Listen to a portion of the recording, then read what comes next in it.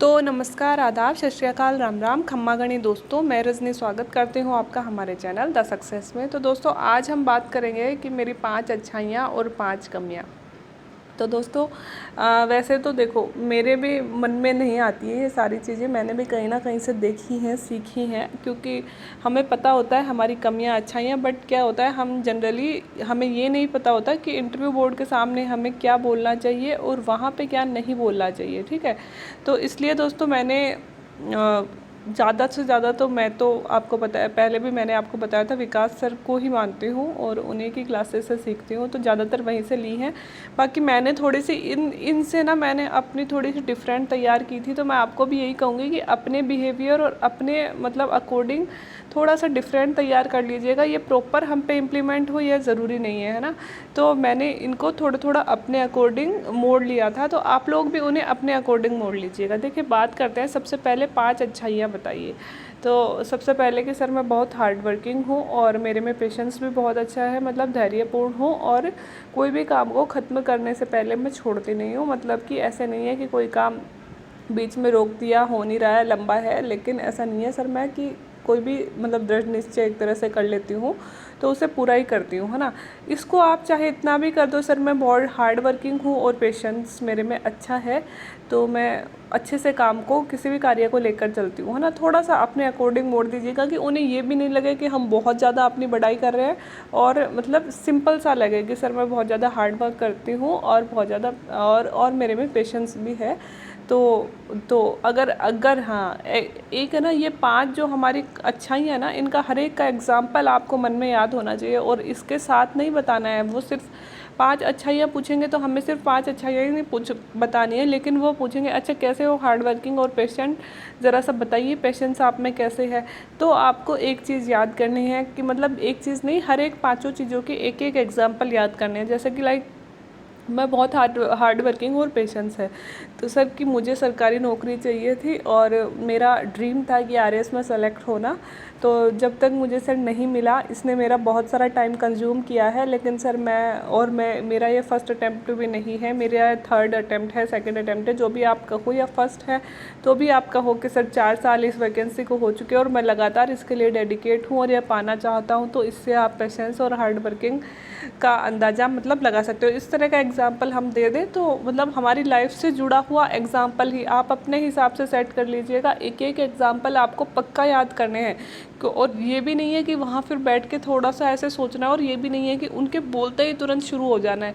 जब वो पूछें कि इसका एक एग्जाम्पल बताइए तो थोड़ा उनको देखिए, थोड़ी गहरी सांस लीजिए और फिर स्टार्ट कीजिए, है ना। ऐसा भी नहीं कि भाई एग्जाम्पल भी रट के आया और ये पूछा और तुरंत शुरू हो गया। ठीक है, तो थोड़ा सा टाइम लेकर बोलना है कि ऐसा नहीं है कि हमने तैयार कर रखा था, और ऐसा भी नहीं है कि हम वहाँ सोचने बैठ गए कि याद ही नहीं आ रहा क्या बोलूँ, है ना।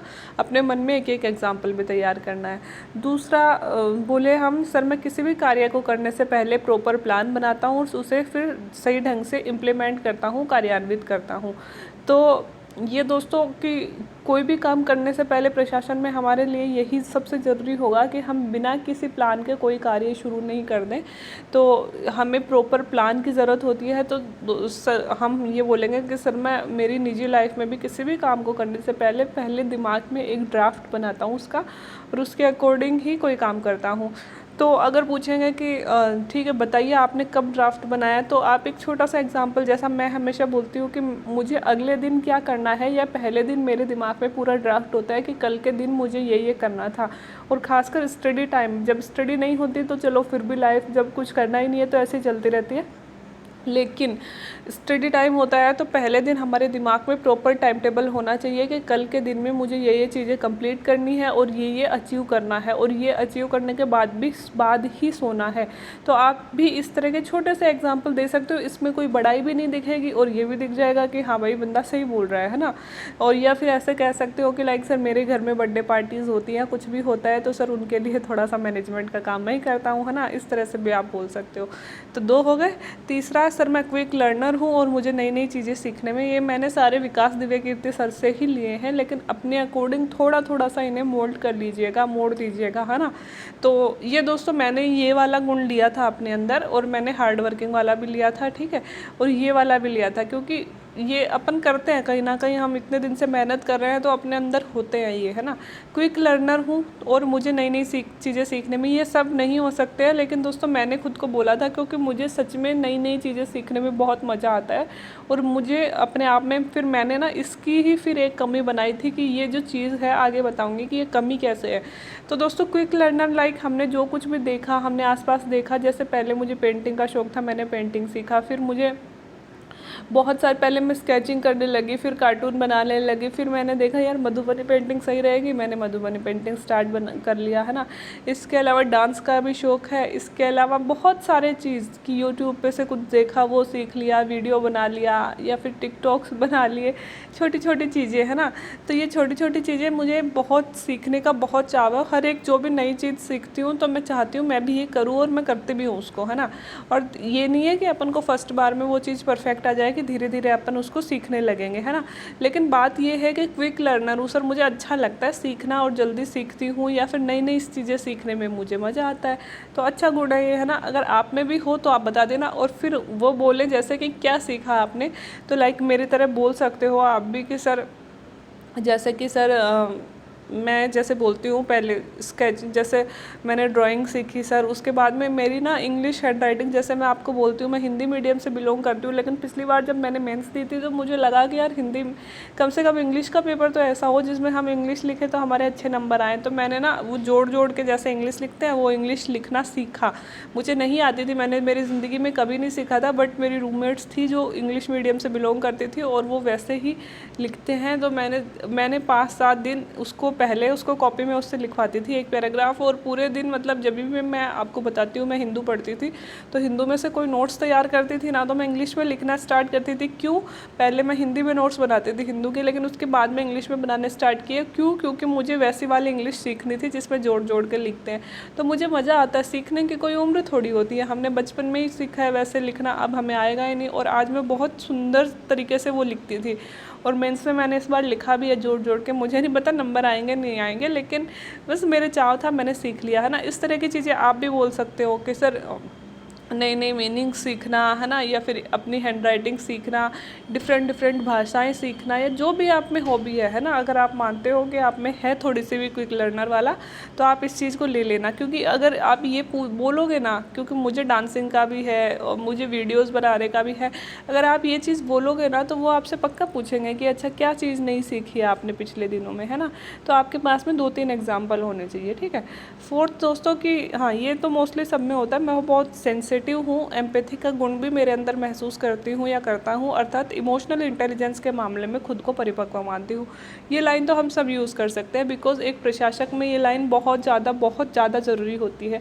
सेंसिटिव हूँ, संवेदनशील हूँ, मतलब लोगों की जो दर्द है, फीलिंग्स है, वो समझ सकती हूँ। एम्पैथी वही है कि सिंपैथी तो क्या होता है, किसी को देख के कोई दुख में है तो उसको देख के दया महसूस करना, लेकिन एम्पैथी क्या होती है, उसके दुख में खुद को मतलब उसका दुख खुद में महसूस करना, लाइक दूसरे का जूता अपने पैर में डालकर देखना, है ना। एक तो हमने देखा कि भाई इसका जूता छोटा है, लेकिन दूसरे का जूता हमारे पैर में डालकर देखा कि हाँ इससे इसको क्या प्रॉब्लम हो रही है, मतलब दूसरे के दुख में खुद को एकदम ऐसे डाल लेना कि हमें उसका दुख महसूस हो रहा है ना, उसे एम्पैथी बोलते हैं। और जिसमें अगर सेंसिटिव और एम्पैथी है वो इमोशनल इंटेलिजेंस वही तो होता है कि दूसरे की वो भावनाएं जो वो सामने वाला एक्सप्रेस नहीं कर रहा है फिर भी हम उसे समझ पा रहे हैं और उसके अकॉर्डिंग बिहेव कर पा रहे हैं, वही तो एक प्रशासक का सबसे बड़ा गुण होता है ना।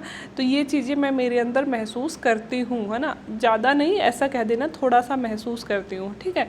या फिर इमोशनल इंटेलिजेंस का गुण भी मेरे अंदर महसूस करती हूँ। तो अगर इसका एग्जाम्पल पूछे कि आप कैसे महसूस करते हो, तो सेंसिटिव तो आप बता देना कि सर मैं अगर किसी को भी देखती हूँ तो उसकी मतलब हेल्प करती हूँ जितना भी मेरे से हो सकता है। या अभी तक सर मैं फाइनेंशियल स्टेबल नहीं हूँ, तो फाइनेंशियली नहीं तो मैं एजुकेशन में लोगों की हेल्प कर देती हूँ, अपने आसपास के गरीब बच्चों को पढ़ाती हूँ, है ना।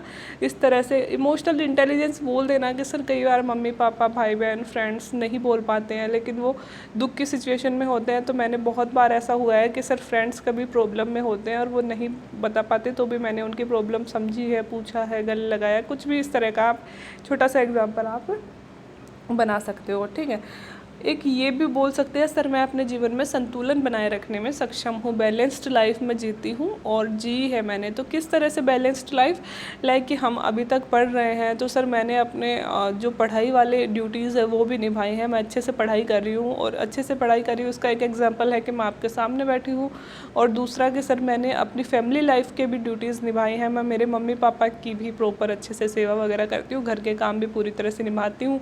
लड़के हो तो आप बोल सकते हो कि सर पापा के कामों में हाथ बटाना, लड़की हो तो भी बोल सकती हो सर घर के कामों में हाथ बटाना, घर के काम करना, ये सारे कार्य भी मैंने बहुत अच्छे से किए हैं। तो इस तरह से 5 अच्छाइयाँ आप मतलब ये एक तरह से यही सब लोग यूज़ करते हैं। इसके अलावा आप बोल सकते हो मेरे में टीम स्पिरिट बहुत अच्छी है सर। तो टीम स्पिरिट कैसे अच्छी है, तो आप बोल देना टीम स्पिरिट, क्योंकि प्रशासन में बहुत ज़्यादा ज़रूरी होता है। आप बोल देना कि सर मैं कॉलेज में ये पद पे था, स्कूल में मैं मॉनिटर रहा करता था, ये पद पे था, इस विभाग में ये है। तो इस वहाँ से मैंने टीम स्पिरिट सीखी है, मैं लोगों को बहुत अच्छे से लेकर चल सकता हूँ। कुछ बोल सकते हो सर मेरे में लीडरशिप क्वालिटी बहुत अच्छी है। तो लीडरशिप क्वालिटी के लिए भी भाई कहाँ से सीखी आपने, तो वही कि सर बचपन से क्लास का मॉनिटर बनते आ जाओ, कॉलेज में भी ये वाले इलेक्शन वगैरह, इलेक्शन नहीं तो छोटे मोटे कोई वैसा पद बता देना कि यहाँ पे मैं रहा था, इस तरह से आप इन्हें बता सकते हो। और भी बहुत सारी अच्छाइयाँ होती है, जैसे टीम स्पिरिट हो गई, लीडरशिप क्वालिटी हो गई, है ना। मैं एक अच्छा वक्ता हूँ सर, है ना, कि मैं अच्छा बोलता हूँ, क्योंकि प्रशासन में एक अच्छा वक्ता भी होना चाहिए, है ना। तो वक्ता हूँ, तो वक्ता के लिए भी सर मैंने बहुत सारे डिबेट कंपटीशन में भाग लिया है, ये वो इस तरह के एग्जाम्पल आप दे सकते हो, ठीक है। अब देखते हैं दोस्तों 5 कमियों की ओर, है ना। कमियाँ हमें ऐसे बतानी है, ऐसे नहीं बतानी हमारे कैरेक्टर को लेकर हम कोई कमी बता दें कि जिसमें कभी सुधार ही नहीं हो सके, या फिर निजी लाइफ को लेकर कोई कमी बता दे, ऐसी कमी हमें बिल्कुल भी नहीं बतानी है। हमें ऐसी ही कमी बतानी है जो कमी ना होकर एक तरह से अच्छाई है, और चलो कमी भी है तो उसमें निरंतर सुधार किया जा सकता है ना। उसमें ऐसा नहीं है कि ये कमी हो गई तो मतलब ये कभी सुधर ही नहीं सकती, उसमें सुधार की मतलब आशा है, ऐसी कमी बतानी है। तो फर्स्ट जो सब लोग यही बताते हैं दोस्तों कि मैं काम करते करते हेल्थ को थोड़ा सा इग्नोर करने लगता हूँ, मतलब हेल्थ को, ये सब लोग बताते हैं ये कमी, है ना। तो अगर आप चाहो सब लोगों जैसा बनना तो आप बता सकते हो कि जब मैं इतना ज़्यादा काम करता हूँ कि मैं काम करते करते हेल्थ को लेकर थोड़ा सा इग्नोर, मतलब मैं विकास सर ने तो इस तरह से बोला था वर्कोहलिक हूँ, मतलब मैं काम में बहुत ज़्यादा डूब जाता हूँ। कई बार होता है ना, हमारी स्टडीज़ होती हैं, पढ़ाई होती है, मेंस होती है, तो हम क्या करते हैं खाना पीना सब भूल जाते हैं, है ना। मतलब कई बार तो हम जब तक एग्ज़ाम आती है तब तक हम बीमार भी पड़ जाते हैं, और मोस्टली ऐसा होता है ना। तो उस टाइम क्या करते हैं अपन, हेल्थ को इग्नोर ही तो करते हैं, है ना, कि खाना पीना कभी 2 बजे दोपहर में खाना खा रहे हैं, रात को खाना खाया नहीं खाया, नींद आ जाएगी यार, नहीं खाते हैं ना। तो वो थोड़ा सा हेल्थ को इग्नोर करने वाली एक कमी बोल सकते हो। लेकिन दोस्तों मैंने इसको इस तरह से नहीं बोला था, मैंने अपनी कमी इस तरह से बताई थी बिकॉज मुझे फिजिकल फिटनेस यहाँ पे, हाँ मैंने एक अच्छाइयों में मैंने फिजिकल फिटनेस रखा था कि सर मैं स्वास्थ्य को लेकर बहुत ज़्यादा सतर्क हूँ, जागरूक हूँ, और फिजिकल फिटनेस रखने का मुझे बहुत शौक़ है। मतलब मैं डेली एक्सरसाइज वगैरह, योगा वगैरह करती हूँ, ठीक है। तो मैंने इस कभी में यहाँ बोला था कि सर मैं अपने हेल्थ को लेकर कई बार ओवर कॉन्शियस हो जाती हूँ, तो मैं इसे कमी मानती हूँ। ओवर कॉन्शियस कैसे कि सर ना, मतलब मैं जिस दिन अगर योगा मेडिटेशन एक्सरसाइज करने का टाइम नहीं निकाल पाती, मुझे इरिटेशन होने लगती है, और इस वजह से मेरे आसपास के लोग भी कई बार इरिटेट हो जाते हैं।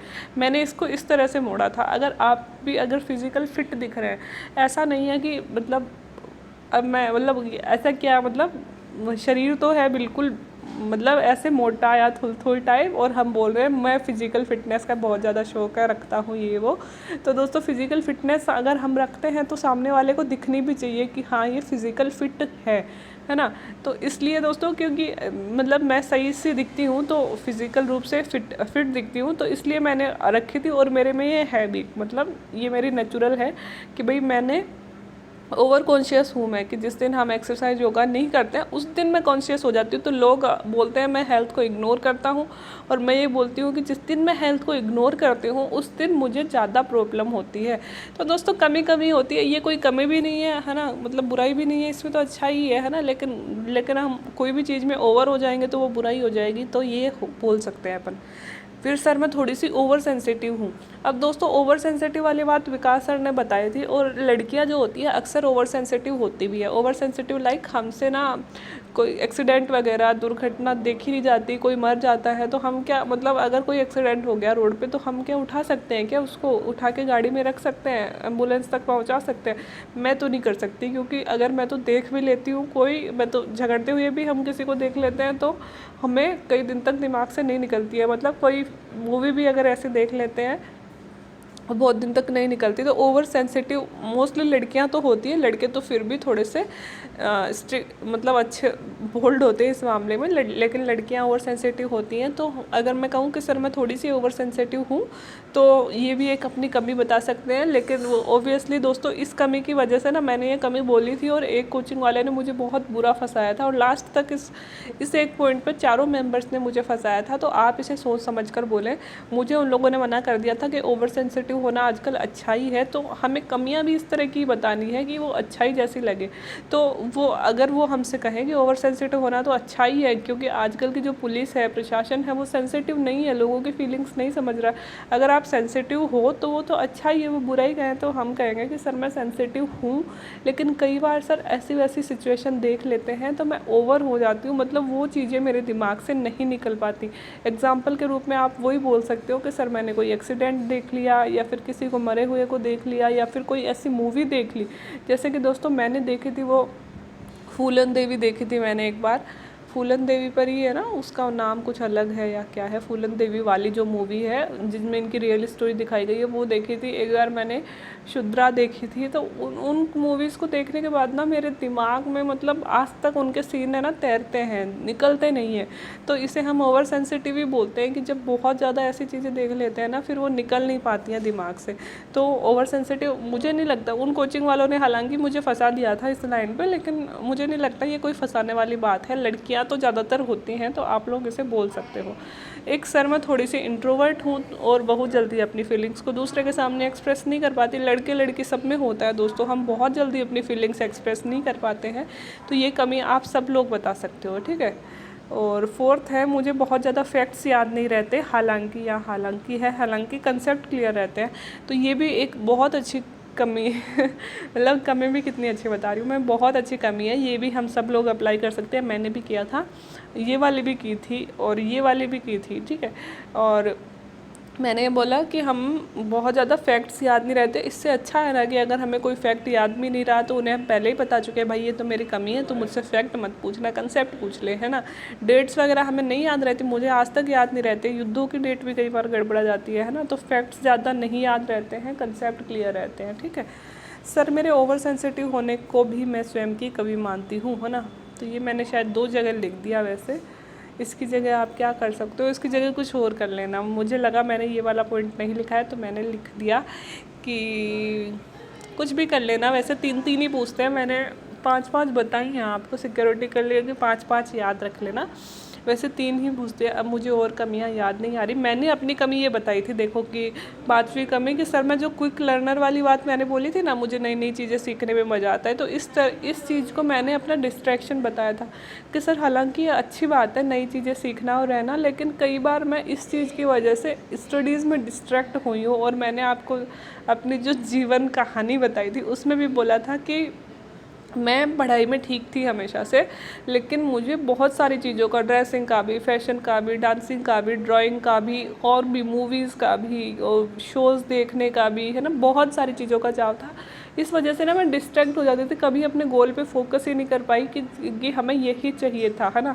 तो ये जो छोटी छोटी चीज़ें, अब अभी भी मुझे ये होता है, जिस दिन मेरा मूड ख़राब होता है मुझे ड्राइंग करना होता है। अब वो चाहे मेरे पूरे दिन ड्राइंग चलेगी उस दिन, लेकिन मैं उस दिन पढ़ूंगी नहीं, है ना। किसी दिन मुझे मेरा मूड ख़राब होता है तो सॉन्ग सुनने होते हैं, 2-3 घंटे सॉन्ग सुनेंगे ही, चाहे अब पढ़ाई वेस्ट हो रही है तो हो रही है ना।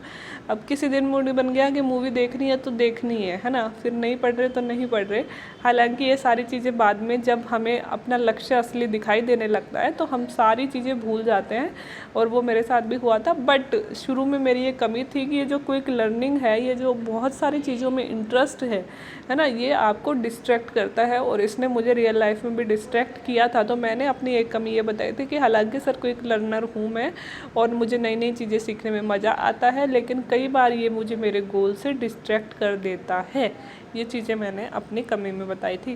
तो दोस्तों आप अपनी अपने हिसाब से लगभग सबके एग्जाम्पल मैंने बता दिए, तो आप अपने हिसाब से इन सारी चीज़ों को थोड़ा थोड़ा अपनी तरीके से मोड़ के बता सकते हो। ठीक है, तो आई होप दोस्तों आपको ये मदद कर रहा होगा, क्या अच्छाइयाँ हैं क्या कमियाँ हैं, और इसके अलावा कि RAS बनने के बाद में प्राथमिकताएँ क्या होंगी, या किसी भी जॉब में जाने पर प्राथमिकताएँ क्या होंगी, RAS ही क्यों बनना चाहते हो या फिर इसी जॉब में क्यों आना चाहते हो, ऐसे क्वेश्चंस अगर आप और चाहते हो तो नीचे कमेंट बॉक्स में कमेंट करके बता दीजिएगा। वैसे मैंने 5-6 क्वेश्चन तो सोच रखे हैं कि वो आपके साथ डिस्कस करूँगी, क्योंकि आप हमेशा कहते हो कि मैम इंटरव्यू डिस्कस करते हो, हमें ये समझा दिया कीजिए, तो इसलिए मैंने ये वीडियो बनाया है। उम्मीद है आपको अच्छा लगेगा। अच्छा लगा हो, ये सिर्फ RAS के लिए ही नहीं है दोस्तों, ये उन सभी इंटरव्यूज़ के लिए जो RPSC में होने वाले हैं, क्योंकि ऐसे ही क्वेश्चन आते हैं इंटरव्यू में, है ना, तो सभी के लिए है। बाकी अगर आपको अच्छा लगा हो तो वीडियो को लाइक शेयर एंड सब्सक्राइब कर दें। वीडियो के नीचे प्लीज़ कमेंट कीजिएगा, आप लोग कमेंट ही नहीं करते हो यार, जब कमेंट नहीं करते तो मुझे सही नहीं लगता, मुझे लगता वीडियो अच्छा नहीं बना। बाकी आप लोगों की मर्ज़ी है। वीडियो देखने के लिए थैंक यू सो मच।